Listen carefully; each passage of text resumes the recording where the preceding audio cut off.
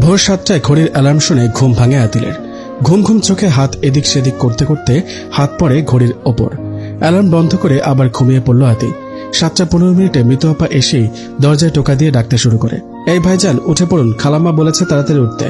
বেশ কিছুক্ষণ ডাকাডাকি করার পর আদিল ঘুম থেকে কোনো রকমে উঠে বলে, আপু তুমি চলে যাও, আমি তৈরি হয়ে নিচে আসছি। মৃত আপা চলে গেল। আদিল আবারও একটা বালিশ জড়িয়ে ধরে ঘুম দিল।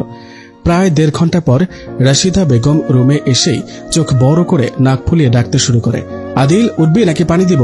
আদিল 8:45 বাজতে চলল, তুই কখন রেডি হয়ে ডিউটিতে যাবি? এখন উঠলি না? মায়ের রাগান্বিত কণ্ঠ শুনে আদিল লাফিয়ে উঠে চোখ কচলাতে কচলাতে বলে, আম্মু এই তো আমি উঠে গেছি, সরি আম্মু, আজকেও দেরি করে ফেলেছি। তোর প্রতিদিনের মতো আজকেও আর একই ডায়লগ দিতে হবে না, তাড়াতাড়ি ফ্রেশ হয়ে নে, ওর তাড়াতাড়ি যা। যাচ্ছি মা, এই বলে আদিল ওয়াশরুমে চলে গেল। আদিল বাহিরে আসলে আবার গল্প শুরু হবে, ততক্ষণ অবধি আমি আদিলের পরিচয় বলে দিচ্ছি। আমার নাম মোহাম্মদ আদিলুর রহমান। আমার মায়ের নাম রাশিদা বেগম, বাবার নাম আমজাদ হোসেন। আমার ছোট্ট একটি বোন আছে, তার নাম নাবিলা। আমার বাবা একজন সিনিয়র হেড ডাক্তার, আমার মা একজন গৃহিণী, মানে আমার মা সবসময় বাসায় থাকে। আমিও একজন অভিজ্ঞ অর্থোপেডিক ডাক্তার। আমার বোন এবার ইন্টারমিডিয়েটের ছাত্রী। যাই হোক, আমার পরিচয় আপাতত এটুকুই যথেষ্ট। আমার হসপিটালে পৌঁছাতে হবে খুব তাড়াতাড়ি, যে জন্য আমার আব্বুও খুব তাড়া দিয়ে গেছে একটু আগেই। বুঝতেই পারছেন খুব ব্যস্ত হয়ে পড়েছে। বাকি সব পরিচয় জানতে হলে আমার গল্পের জগতে চলে আসুন। আদিল ফ্রেশ হয়ে কোন রকম নাস্তা শেষ করে নেয়। এমন সময় আদিলের ফোনে কল আসে। ইয়াস বাবা, I am so sorry, I will be right back, you don't worry, I will arrive on time. Okay বাবা, লাভ ইউ। আদিল গাড়িতে বসে ড্রাইভারকে বলল, তাড়াতাড়ি চলো। আদিল গাড়িতে বসে তার চেম্বারের কিছু কাজ শেষ করে নেয়। গাড়ি যেন এখনো মাঝপথেই থেমে আছে।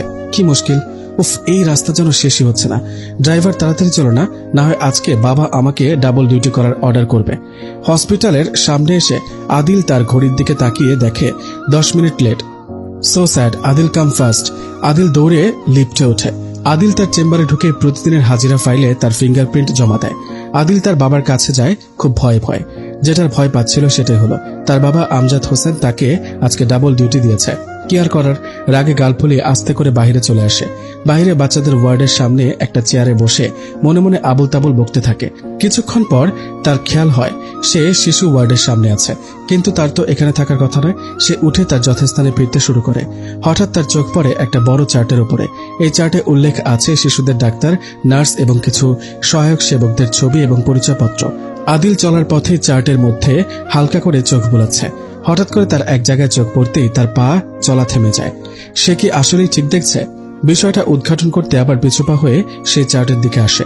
কাছাকাছি এসে দেখে সত্যি একজন ডাক্তারের ছবি নেই। আরে, এই ডাক্তারের ছবি নেই কেন?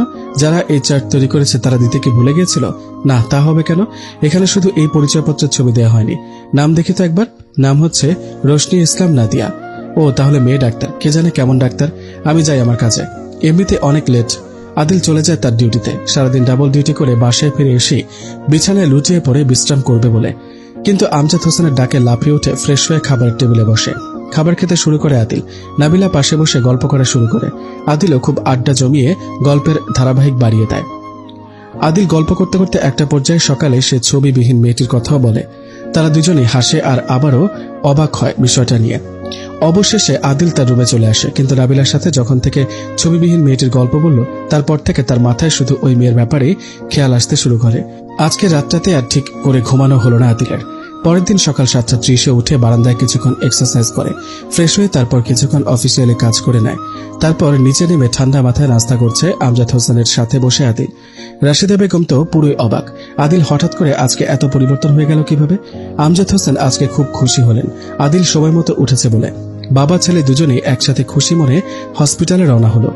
আদিল এসে আজকে সোজা শিশু ওয়ার্ডের ভেতরে চলে গেল। সেখানে কত নিষ্পাপ শিশু শুয়ে আছে নানা রকম অসুস্থতা নিয়ে। কিছু শিশু নিজেরা নিজেদের মতো খেলছে। আদিল ওই শিশুদের মাঝে গিয়ে দাঁড়ায়। হাই ছোট্ট শিশুরা, তোমরা কেমন আছো? শিশুরা খুব সুন্দর মতো জবাব দেয়, আসসালামু আলাইকুম রহমতুল্লাহ। আলহামদুলিল্লাহ, ভালো আছি আমরা সবাই, আপনি কেমন আছেন? আদিল কিছুটা অপ্রস্তুত হয়ে গেল, কারণ আদিল বাচ্চাদের হাই বলেছে আর বাচ্চারা তার জবাবে সালাম দিয়েছে।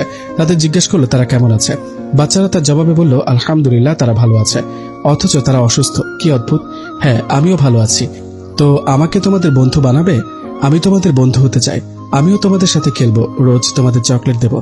বাচ্চারা কিছুক্ষণ নিশ্চুপ হয়ে রইল। তারপর একটি বাচ্চা বলল, আগে বলো, তুমি সবসময় সত্য কথা বলবে? যদি সবসময় সত্য কথা বলো তাহলে আমাদের বন্ধু হতে পারবে। হ্যাঁ নিশ্চয়ই, আমি সবসময় সত্য কথা বলবো, এমনিতেও আমি মিথ্যা বলি না। আচ্ছা, তাহলে তুমি আমাদের বন্ধু। আচ্ছা, তোমার নাম কি? আমার নাম আদিলুর রহমান। তোমার নাম কি বাবু? আমার নাম মোহাম্মদ মুসা। আদিল সকল বাচ্চাদের পরিচয় জেনে নিল। তারা অনেকটা ধার্মিক কথা বলে, সেটা এতক্ষণে বুঝে নিল আদিল। বাচ্চারা আদিলের সঙ্গে খেলতে খেলতে সকালের নাস্তার কথা ভুলে গেল, আর আদিলও তার ডিউটির কথা ভুলে গেল। এখনো তারা খেলছে আর গল্প করছে। আদিলের ঠিক পেছনে একটা মেয়ে এসে, আপনাকে কতবার বলেছি বাচ্চাদের সঠিকভাবে খেয়াল রাখবেন, কিন্তু আপনার তো এ ব্যাপারে কোনো মাথা ব্যথাই নেই। আজকে বাচ্চারা এখনো নাস্তা করেনি, ওষুধ খাওয়াবেন কখন? বাচ্চাদের খাবার খাওয়ানো, ঔষধ খাওয়ানোর দায়িত্ব দিয়েছিলাম কি এমন অবহেলা করার জন্য? ঠিকমতো দায়িত্ব পালন না করলে আপনাকে এই ডিপার্টমেন্ট থেকে বাতিল করে দিতে বাধ্য হব।